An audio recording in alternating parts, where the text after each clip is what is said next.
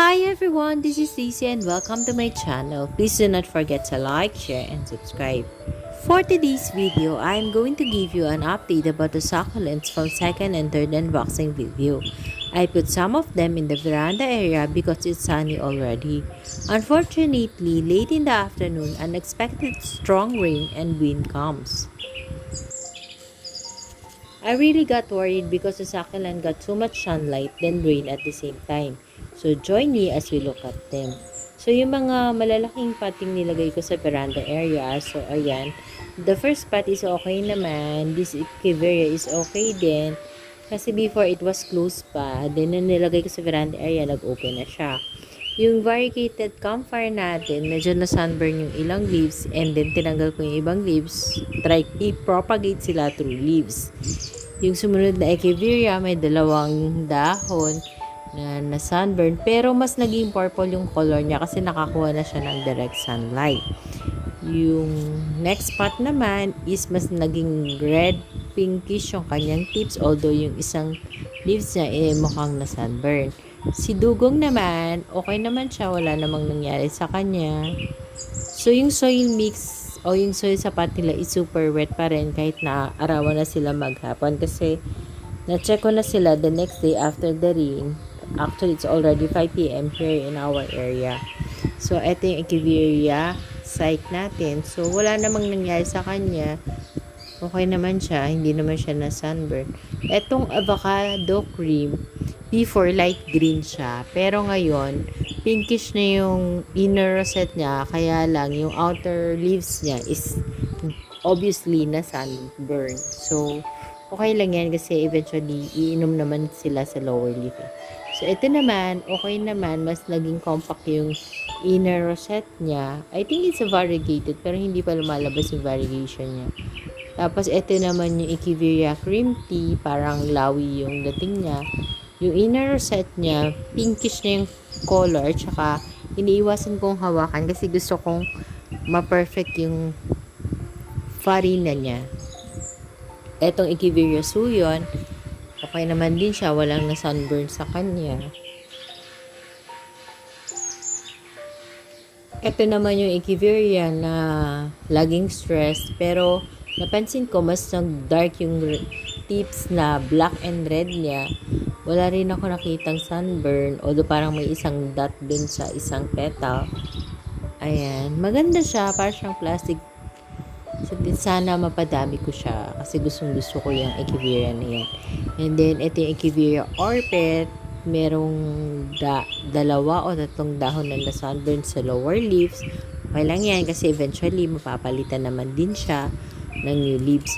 So, ito, medyo madami ding na sunburn as you can see. Pero, nag-purple na yung kanyang inner rosette. So, I think makaka-adapt naman sila. Kasi ang importante naman sa mga Echeveria is yung inner set kasi sila yung papalit doon sa mga outer leaves. So, ito rin, na sunburn siya. Pati yung Echeveria Atlantis natin, sunburn din yung leaves. Pero, happy pa rin ako kasi yung inner set niya is very good pa rin naman tingnan. Ito, nalagas yung dahon niya. Hindi ko alam kung bakit. Pero, chinek ko, hindi naman siya stem rot. Hopefully, makasurvive siya. Tapos, ito naman mga hairy succulents. Since nahirapan akong buhayan, itry ko silang ilagay sa veranda area. Pero, may roof dito at morning sun lang. Tapos, ito pa yung mga dating nilagay ko. I think 2 months ago na mga succulents ko dito sa veranda area.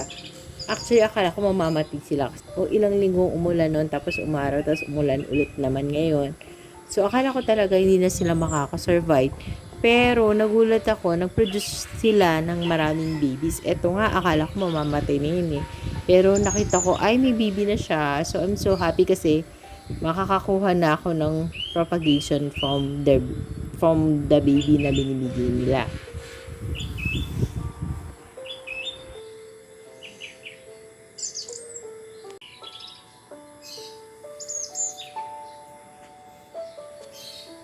Tapos itong mahogany ko, nalalagas yung dahon. Wala naman siyang insects or pests akong nakikita. Tapos ito yung Hercules. Ayan. Medyo naubos din yung lower leaf niyan. Kasi di ba ulan ng ulan. Tapos itong, hindi ko alam kung Graptopetalum or Echeveria. Hindi to Echeveria, pero variegated siya. Eto, nagbigay din siya, nalagas din yung dahon, pero nagbigay naman siya ng babies. Eto, natuwa ako dito. Bala ko tong i-top cut, pero hindi ngayon kasi yung weather nga unpredictable. Minsan mainit sa umaga, tapos biglang uulan ng hapon. So, pag mabasa yung cut natin na stem, baka hindi siya mag-produce ng baby or mabulok. Sayang yung mga babies. Then, meron din akong Orpet, Echeveria Polydonis, yan. Para magkawig sila ng Hercules, pero mas mahaba yung leaf niya kaysa sa Hercules. So, may Echeveria Ice Cream. Tapos, ayan, meron tayong Echeveria Marilyn. I think it's a Marilyn. Tapos, meron isang Echeveria na hindi ko alam yung name. And then, ito hindi ko rin alam yung succulent ID. Pero maganda siya. Yung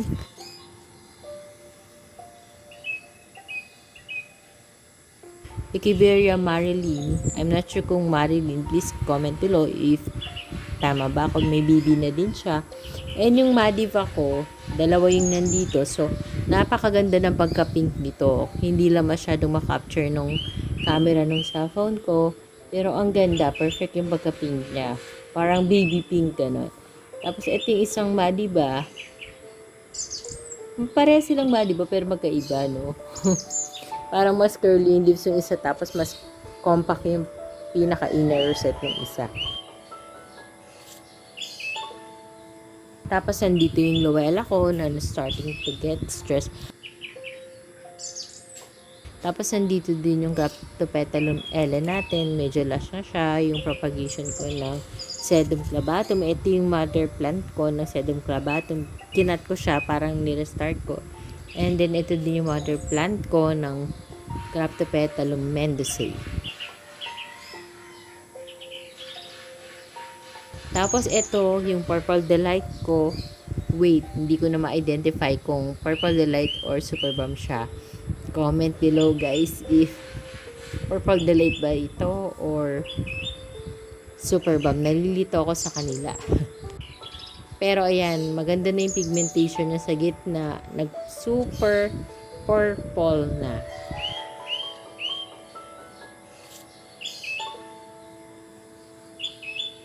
Tapos, kasabay nung malalaking pot na inakit ko from the garage, is inakit ko na rin yung Astro and Gino. Niligan ko pa nga siya ng umaga. Tapos nung late afternoon nga, umulan ng malakas, basang-basa sila. So, nung chinek ko na sila ngayong hapon, kasi hindi ko naman sila na-check kanina umaga, buti na lang natuyo ka agad sila kasi malit nga yung pot, tapos clay pot pa.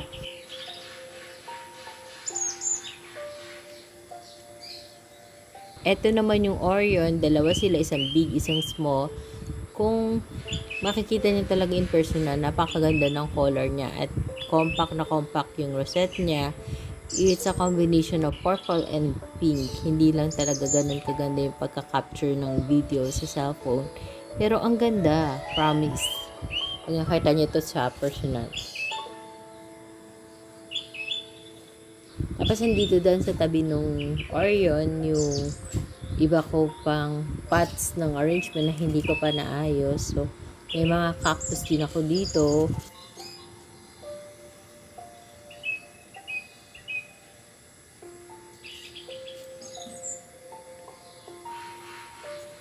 Meron akong golden barrel, pero mini golden barrel. Kasi napakamahal pa ng golden barrel dito.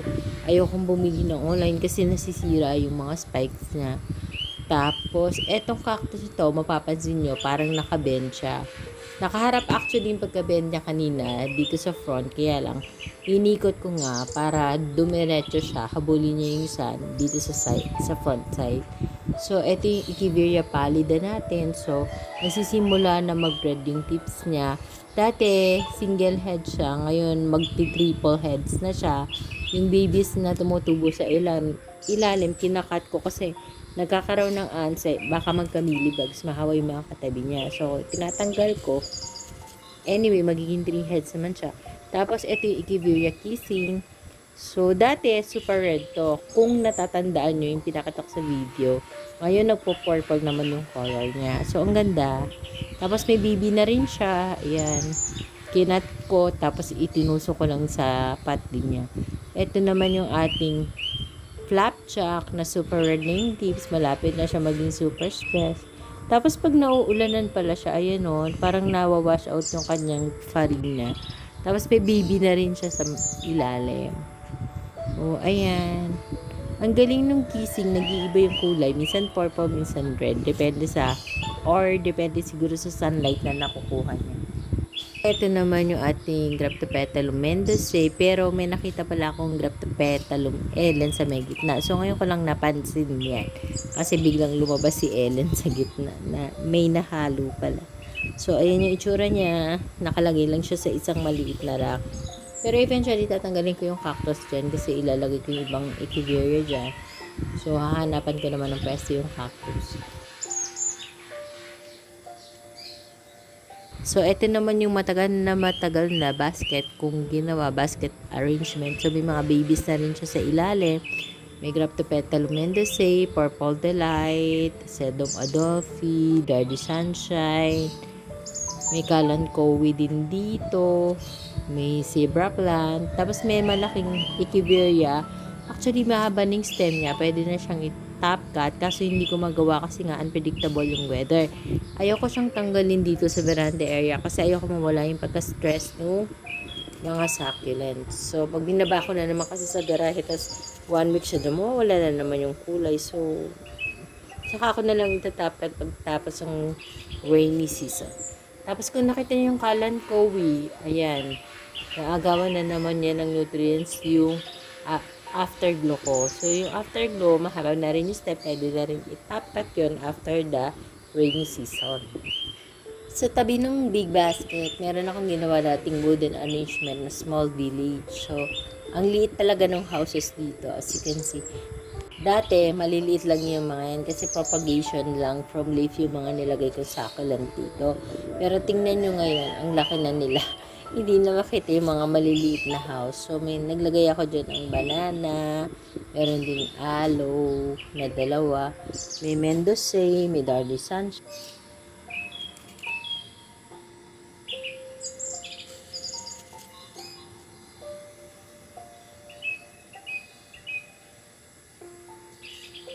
So, sa katabi naman niya, it's a wooden pot too.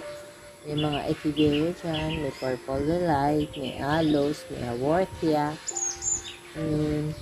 Tapos may pencil cactus din. Actually, may malaking puno ko ng pencil cactus sa baba. Hindi ko pa pala napakita yun sa inyo kasi kinalbo ko siya kasi super lago. Parang napapangitan ako. Kinalbo ko siya pero ang nangyari, yung top part na lang yung tumubo, yung ilalim, hindi na nagkaroon ng mga branches. So, minsan papakita ko sa inyo. So, below the wooden pots, nandito yung pot ko ng campfire pero hindi siya variegated. May muddy pa. May Dardy Sunshine. Tapos ito, parang magbibigay ng bulaklak. And then may Purple Delight. May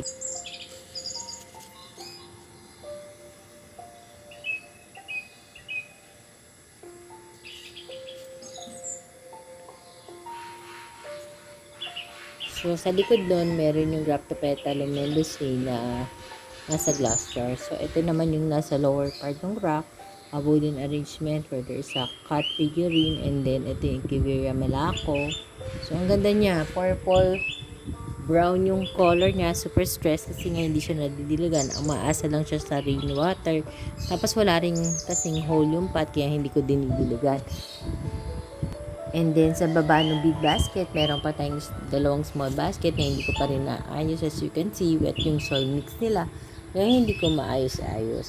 Tapos, yung isang, meron pang dalawang maliit na wooden arrangement sa baba, sa third layer or sa pinaka lower layer nung rack na to. Tapos, meron din dito yung basket na namatay na yung malaking echeveria doon na nakatanim sa likod. Kaya ginawa ko na lang clear propagation area habang hindi ko pa siya naayos. So, that's all for today's video, guys. I hope you like my sharing for today. Please do not forget to subscribe and share my video to your friends, family, and relatives.